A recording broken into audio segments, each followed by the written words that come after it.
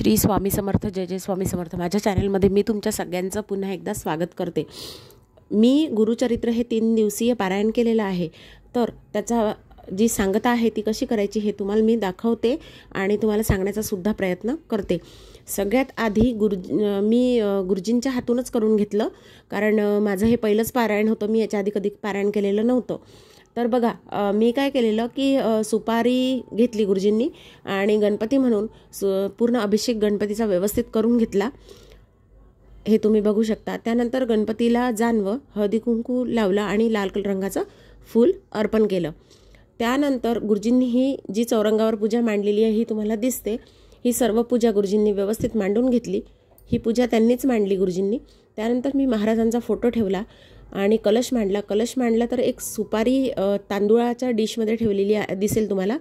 ती वरुण देवतेची आहे। ती वरुण देवतेला मी अशी पूजा त्यांनी जशी मला सांगितली तशी मी ती पूजा करून घेतली। त्यानंतर माझ्याकडे स्वामींची मूर्ती आणि दत्ताची मूर्ती आहे। तर बघा, दत्ताच्या मूर्तीला आणि स्वामींच्या मूर्तीला अभिषेक त्यांनी जसा सांगितला तसा आम्ही अभिषेक केला, हे तुम्ही बघू शकता। बघा,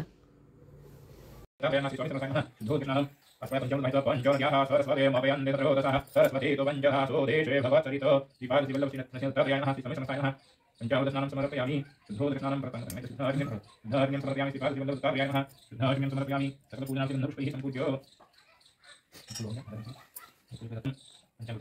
प्राणाय स्वाहा प्राणाय स्वाहा व्यानाय स्वाहा प्राणाय स्वाहा प्राणाय स्वाहा ब्रह्माय नमः नैवेद्यं समर्पयामि सकलं समर्पयामि भाजित फुलकाय निर्माल्यं विसृज्य अभिषेकं समापयामि।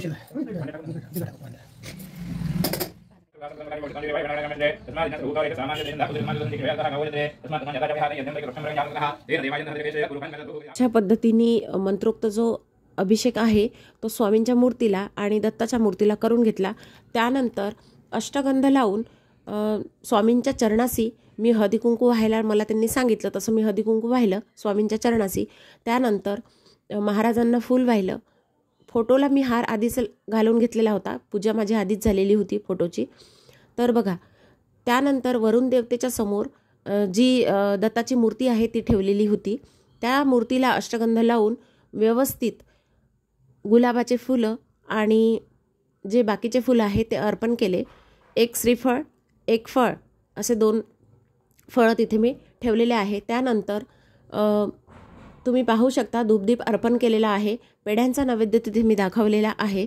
शंख आणि घंटा तिथे ठेवलेला आहे। दिव्या सुद्धा तिथे लावलेला आहे। त्यानंतर गुळ खोबऱ्याचा नैवेद्य जो आहे तो गणपतीला दाखवलेला आहे। हे अशा प्रकारची सर्व पूजा ही व्यवस्थित केलेली आहे। त्यानंतर गुरुजीला जी दक्षिणा आहे, जी तेवढी त्यांनी आम्हाला म्हटली होती ती त्यांना आम्ही दिलेली आहे, ती मी इथे मेन्शन करत नाही। आणि त्यानंतर सर्व प्रकारची व्यवस्थित पूजा झाल्यानंतर पूर्ण स्वयंपाक जो आहे तो मी व्यवस्थित केलेला। नंतर नैवेद्य दाखवला। त्यानंतर आरती केली, दत्ताची केली, महाराजांची केली, आमची जी कुलस्वामिनी रेणुका आहे तिची पण आम्ही आरती व्यवस्थित केली।